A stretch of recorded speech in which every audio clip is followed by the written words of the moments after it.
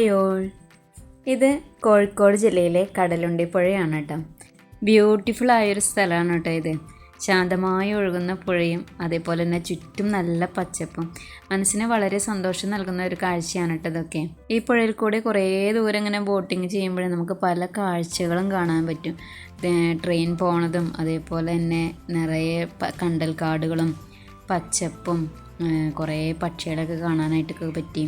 ഈ സ്ഥലത്തെ കുറിച്ചിട്ടൊക്കെ ആ ബോട്ടിലുള്ള ചേട്ടൻ നമുക്ക് വിവരിച്ച് തരുന്നുണ്ടായിരുന്നു കേട്ടോ. അവിടെ വരുന്ന പക്ഷികളെ കുറിച്ചിട്ട്, പിന്നെ ഏത് സമയത്താണ് ബോട്ടിങ് ഉണ്ടാവുക എന്നുള്ളതൊക്കെ. കണ്ടൽക്കാടിൻ്റെ ഉള്ളിലേക്ക് എല്ലാ സമയത്തും ബോട്ടിങ് അലൗഡ് അല്ല കേട്ടോ. അത് വേലിയേറ്റം വേലിയിറക്കം അതൊക്കെ നോക്കിയിട്ടാണ് അവർ അതിനുള്ളിലേക്ക് ബോട്ടിങ് ആ സമയത്തൊക്കെ നോക്കിയിട്ടാണ് പോവുള്ളൂ. അതല്ലാത്ത സമയത്ത് അതിന് ചുറ്റുഭാഗത്തൊക്കെ നമുക്ക് പോവാനും അവിടുത്തെ കാഴ്ചകൾ ആസ്വദിക്കാനൊക്കെ പറ്റും. കുറേ ഫോട്ടോ എടുക്കാനൊക്കെ പറ്റിയിട്ട് ഒരു കൂട്ടം നീർനായ്ക്കൾ നീന്തി പോണത് അടുത്ത് നിന്ന് നമുക്ക് കാണാൻ പറ്റിയിട്ടാണ്.